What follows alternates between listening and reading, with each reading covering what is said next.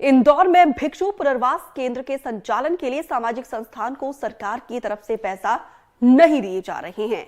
आपको बता दें कि देश को भिक्षु मुक्त करने के लिए सरकार की योजना के तहत 2020 में एक भिक्षु पुनर्वास केंद्र बनाने के लिए पैसे दिए गए थे। इस पुनर्वास में 75 भिक्षुओं की रहने की व्यवस्था है और यहां काम कर रहे कर्मचारियों को 15 महीनों से वेतन नहीं मिला है। देश के प्रधानमंत्री नरेंद्र मोदी ने भारत को भिक्षु मुक्त बनाने का एक अभियान शुरू किया। 2022 में यह अभियान शुरू हुआ था और इंदौर के हम भिक्षु मुक्त अभियान के तहत एक जो सेंटर संचालित किया जा रहा है उस सेंटर पे मौजूद है। हम आपको बताना चाहेंगे मतलब जो भीख मांगने वाले लोग हैं उनसे देश की सड़कों को मुक्त करने का प्रधानमंत्री नरेंद्र मोदी ने एक सपना देखा था, लेकिन क्या वो सपना पूरा हो रहा है? आइए जानते हैं और रियलिटी चेक करते हैं कि आखिर यहाँ के हालात क्या है, यहाँ के कर्मचारी जो हैं वो किस तरह से परेशान हो रहे हैं, उनकी क्या समस्याएं जानते हैं। हम यहाँ पर मौजूद है। देखिए, निःशुल्क पुनर्वास एवं विकसित केंद्र जो है भिक्षु मुक्त अभियान के तहत जो है एक संस्था वेलफेयर सोसाइटी जो है प्रवेश उसके द्वारा एक अभियान चलाया जा रहा है। और यहाँ पर देखिए अभी हमें जो नज़र आ रहा है यहाँ बाकायदा काफ़ी अच्छा जो है इंतजामात भी देखने को मिलते हैं। जैसे भोजनशाला, अगर हमें भोजनशाला की तरफ हम देखते हैं तो काफ़ी साफ़ सुथरी भोजनशाला हमें नज़र आती है जहाँ पर कर्मचारी हमें काम करते हुए भी नज़र आ जाएंगे।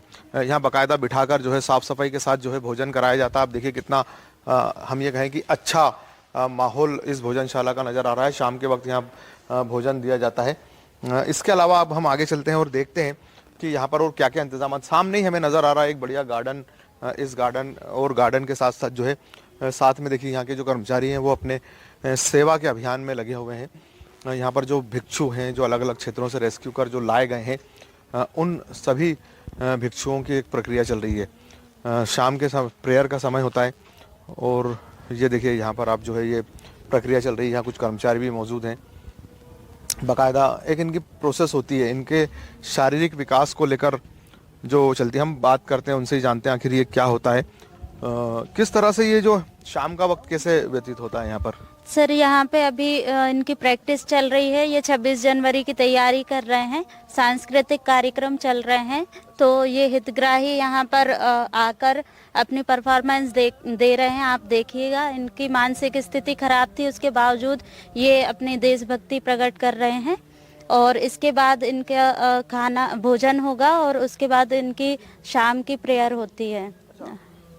देखिए जिस तरह से इन्होंने बताया कि यहाँ पर जो है बाकायदा जो है एक सर्वधर्म संभाव अलग अलग धर्मों की जो प्रार्थना होती है उन प्रार्थना करके जो है इनको एक जो मंचन होता है या नाटक का वो किया जा रहा है। यहाँ पर कुछ लोग और मौजूद हैं, हम जानते हैं आखिर यहाँ की व्यवस्थाएं क्या है। एक जो शख्स नजर है, क्या नाम है आपका? मन्ना लाल मट्टू लाल बाउनिया। कहाँ से है मन्ना लाल? मैं सत्य साईं बाग कॉलोनी का रहने वाला हूँ। तो क्या वजह रही जो मतलब आपको भिक्षा भिक्षा मांगना नहीं पड़ी थी? मैं लेबर कोर्ट में था और फुटपाथ पे था तो यहाँ आना पड़ा। तो उनके चलिए यहाँ आ जाते हैं। बाकी कभी कभार भिक्षा भी मांगना पड़ी क्योंकि मेरे मकान तोड़ दिए गए थे। यहाँ की व्यवस्थाएं क्या है? यहाँ की व्यवस्था सब बढ़िया है। यहाँ पीटी कराना है, योगा कराना है, रोजगार सिखलाना है, भोजन भी अच्छा मिलता, फल फ्रूट भी, रोज डॉक्टर आते हैं। ये चश्मे बने आँख की बीमारी हो तो ये चश्मे बना के देते हैं। तो देखिए आप किस तरह से जो है दादा ने हमें बताया है कि यहाँ पर तमाम जो है व्यवस्थाएं काफ़ी अच्छी और यहाँ की जो लाए भी अच्छे जाते हैं और जो भिखारी है उनको भी रोजगार दिया जाता है। यहाँ पर जो संचालिका भी हमारे साथ नजर है। आपका पहले नाम बताइए आप पूरा? रूपाली जैन। रूपाली जी, व्यवस्थाएं तो हमने देखी काफ़ी अच्छा सब कुछ चलता हुआ हमें नज़र आ रहा है, तो क्या चैलेंजिंग है यहाँ पर अभी? देखिए वर्तमान में ये एक जो अभियान चल रहा है, हम शहर हित में काम कर रहे हैं। हमारे शहर को भिक्षावृत्ति मुक्त बनाना ये सभी का स्वप्न है। हमने भी ऐसा स्वप्न देखा और लगातार बहुत ही चुनौतीपूर्ण और बहुत ही कठिनाई वाला एक हमने सेवा का प्रकल्प चलाया। लेकिन शायद ये अधिकारियों को समझ नहीं आती है कि बिना पैसे के कोई भी अभियान नहीं चल सकता। अभी हम वर्तमान में हमारे भुगतान को लेकर जो है वो परेशान हैं। इस तरह की परेशानी क्या है? कब से भुगतान नहीं हुआ? लगभग 15 महीनों से जो है वो भुगतान नहीं किया गया है। कर्मचारियों का वेतन नहीं दे पा रहे हैं हम लोग। 15 महीनों से इन लोगों की सैलरी जो है वो बकाया है और नगर निगम में कई बार बताया, अधिकारियों से भी बात की, लेकिन कोई संतुष्टि जनक जवाब नहीं दिया जाता है। कभी किस चीज़ में उलझाया जाता है, कभी क्या क्वेरी दी जाती है, कैसे भी करके, यानी कहने का ये मतलब है कि खाना पूर्ति जो करानी है वो एक बार में न करा के और एन केन प्रकारण जो है वो परेशान करने की नीयत से बार बार जो है वो फाइलों को बदला जाता। कभी कहते फाइल ही गुम गई है, फाइल ही नहीं मिल रही है और इस तरह से करते महीनों से जो है वो पेंडिंग है हमारे बिल। आप कैसे चला पा रहे हैं इस केंद्र को? सभी हम सब कर्ज में डूब गए हैं। मेरे ऊपर, खुद के ऊपर लाखों का कर्ज हो चुका है। हमारे जो स्टाफ हैं बेचारे, ये जो गरीब वर्ग से आते हैं, क्योंकि इसमें कोई बहुत पढ़ा लिखा और ये यहाँ केयर टेकिंग का काम है, खाना बनाने वाला स्टाफ है या फिर हम रेस्क्यू टीम, सिक्योरिटी गार्ड है, ये सब गरीब वर्ग के हैं। इन सब के ऊपर एक एक कर्मचारी के ऊपर लगभग 3-3, 4-4 लाख रुपए का कर्जा हो गया, क्योंकि उनको भी घर तो चलाना है। मैं भी नहीं यहाँ पर मैनेज कर पा रही हूँ। फिर भी मैंने जैसे तैसे कई लोगों ने सहयोग करना स्टार्ट किया, लेकिन सहयोग, कैसा सहयोग मिला हमें? राशन और ये। लेकिन आज भी कर्मचारियों की तनख्वाह जो है वो तो एज इट इज ही है, क्योंकि उसके लिए कोई फंड नहीं देगा, उसके लिए कोई सहायता करने नहीं आता है। अब जैसे भारत विकास परिषद है, लॉयंस है और रोटरी क्लब है या फिर इस तरह के जो भी एक सामाजिक संगठन है, वो कभी कभार राशन की व्यवस्था कर देते हैं, लेकिन ये कब तक चलेगा? आप ये कहें कि हम ये कहें कि आप भिक्षा मुक्त भारत बनाते बनाते खुद ही जो है उस बिल्कुल वही, अब तो फीलिंग वही आ रही है कि हम भिक्षावृत्ति से भिक्षुकों को दूर कर रहे हैं और हम खुद ही जो है वो भिक्षा के क्षेत्र में आने जैसी कंडीशन हो गई है। अब हमारे जिस तरह से अभी नगर निगम का एक बहुत ही दुखद घटनाक्रम हुआ, जिसमें हमारे ठेकेदार जो पप्पू भाटिया जी हैं, जिन्होंने आत्महत्या की। यहाँ पर मैं आती हूँ, मुझे भी बहुत अपराध बोध होता है, क्योंकि इन लोगों के जो कर्मचारियों के रोते हुए चेहरे मुझे बिल्कुल अच्छे नहीं लगते हैं। कई बार कहते हैं मैडम बहुत परेशान हो गए, घर में झगड़े हो रहे हैं क्योंकि तनख्वाह नहीं आ रही है, घर चलाना मुश्किल हो रहा है, गुजर बसर करना मुश्किल है। तो कभी कभी ये लोग भी जो है वो आत्महत्या जैसी चीजों का ख्याल मन में लाने लगे।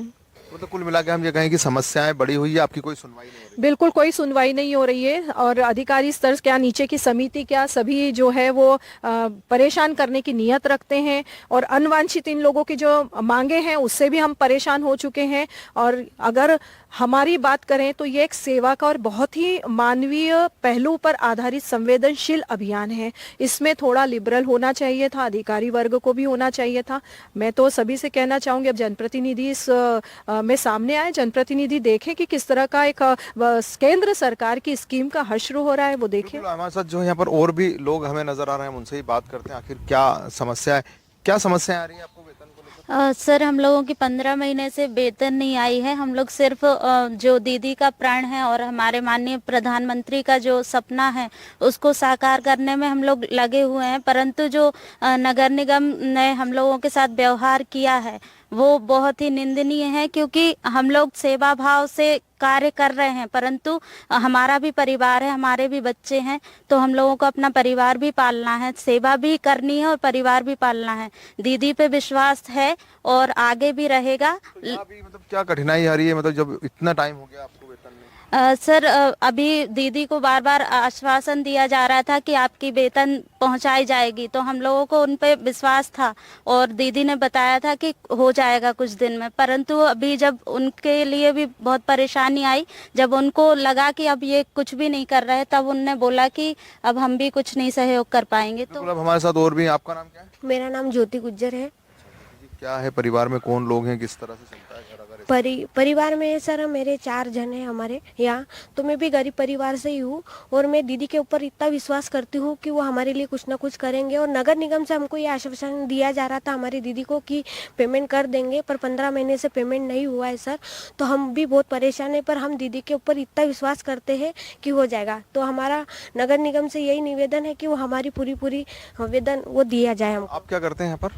सर मैं सिक्योरिटी गार्ड हूँ। आपको भी दिक्कतें आ रही होगी वेतन में? बिल्कुल सर, आ रही है दिक्कत। तो क्या कहना चाहेंगे, मतलब भिक्षु मुक्त भारत बनाते बनाते खुद भिक्षा मांगने की स्थिति में? बस वो कंडीशन हो गई है सर, बिल्कुल। तो आप बोलते हैं तो क्या जवाब मिलता है? मतलब ये मिलता है कि मिल जाएगा, पेमेंट मिल जाएगा, बाकी पेमेंट मिल नहीं पाता सर। यहाँ पर कुछ और भी लोग हैं, हम उनसे भी बात करते हैं और जानते हैं कि आखिर वो क्या कहना चाहेंगे, क्योंकि काफी समस्याओं से जूझ रहे हैं। एक युवा नजर आ रहे हैं, क्या कहेंगे? आपका क्या नाम है? अंकित गुर्जर नाम है मेरा। क्या दिक्कत है? यहाँ पे मतलब काफ़ी टाइम से, वैसे 15 महीने हो गए हैं, तो उस कारण क्या मतलब पेमेंट का भी बहुत इशू आ रहा है। नगर निगम में मतलब हमको काफ़ी टाइम मतलब परेशान कर रहा है। अब मैं तो यंग हूँ, क्योंकि घर में क्या है मतलब बहुत चीज़ें सुननी पड़ती है, पर दीदी के चक्कर में अभी तो हम सब सुन रहे हैं। हाँ घर वाले मतलब कि आप काम करने मत जाओ। हाँ, अब काम करने मत जाओ, पर क्या है एक दिल में मतलब मन में सेवा है और दीदी पे पूरा विश्वास है, इसलिए मतलब हम लगे रहते हैं यहाँ पे। घर वालों के ताने वगैरह भी सब सुन लेते हैं दीदी के चक्कर में, बाकी सेवा भावना हमारी बहुत मन में है। तो देखिए, आप सेवा भावना के लिए यहाँ सेवा कर रहे हैं। यहाँ और भी लोग हैं, हम उनसे ही बात करते हैं। क्या नाम है आपका? दिव्या जरिया। दिव्या जी, क्या कहेंगे? आपको क्या क्या मतलब कब से वेतन नहीं मिला? सर यहाँ पर काम करते करते विगत 2 साल हो गए हैं और 15 महीने से हमें कोई सैलरी नहीं मिली जा रही है। वो तो हमारी रूपाली जैन मैडम बहुत अच्छी हैं, जो इधर उधर से उठापटक करके हितग्राहियों का भोजन ग्रहण करना, व्यवस्था करना, ये सब मतलब कर रही हैं और हम उनके साथ नहीं छोड़ना चाहते हैं, क्योंकि विगत जो हमारे प्रधानमंत्री मोदी जी का सपना है, यदि हमने वो काम छोड़ दिया तो फिर उनका सपना अधूरा रह जाएगा। उनके भी मन को ठेस पहुंचेगी कि किसी ने हमारा काम नहीं करा। और यदि अब हमें सैलरी नहीं मिली तो लगभग हमें भी यही करना पड़ेगा जो पप्पू भाटिया ठेकेदार ने किया है। लेकिन मेरा ऐसा मानना है कि ये तो एक गलत कदम है। आप मतलब ऐसा क्यों सोचते पर हैं? सर हम क्या कर सकते हैं, हमारे भी छोटे छोटे बच्चे हैं, हमारी भी फैमिली है।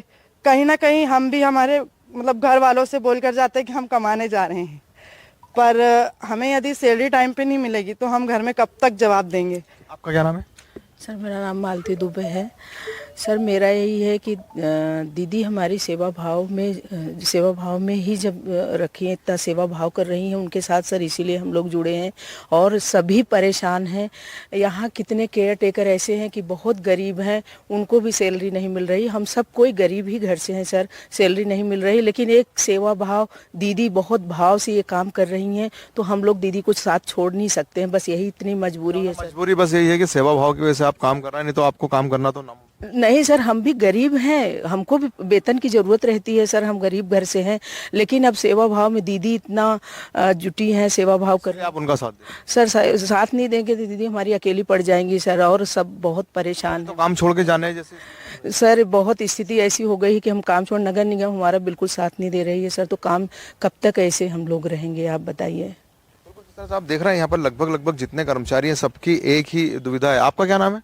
मेरा नाम सोमेंद्र दोषी है। क्या करते हैं पहले? मैं यहाँ ऑफिस में असिस्टेंट का काम करता हूँ और मैं भी काफ़ी टाइम से दीदी के साथ जुड़ा हुआ हूँ।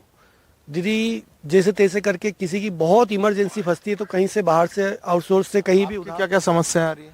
सिर्फ सैलरी है, इसके अलावा कोई समस्या नहीं। सैलरी ही हमारा मेन इशू है। सैलरी नहीं होने से क्या घर में बस हम बाहर से कर्जा उठा के हम घर पे मैनेज कर देते कि हाँ ठीक है, हम तो झूठ भी घर पे झूठ बोलते थे कि हम सैलरी लेके आए हैं, और बहुत इमरजेंसी कोई फंसती है तो थोड़ा बहुत दीदी सब स्टाफ को दे देती है, 1500 1500 2000, कभी कुछ इमरजेंसी फंसती है तो वो दे देते हैं। वो भी बाहर से कहीं से उठापटक करके करते हैं, पर अब हम भी कहाँ तक बार बार उनको बोले। हम लोग एक प्रॉपर तरीके से निगम अगर इनका पेमेंट कर दे तो ये हमको एक पूरा हिसाब करके हमारा सैलरी का अगर क्लियरेंस कर दे तो ये हमारे लिए एक बहुत अचीवमेंट हो जाएगा।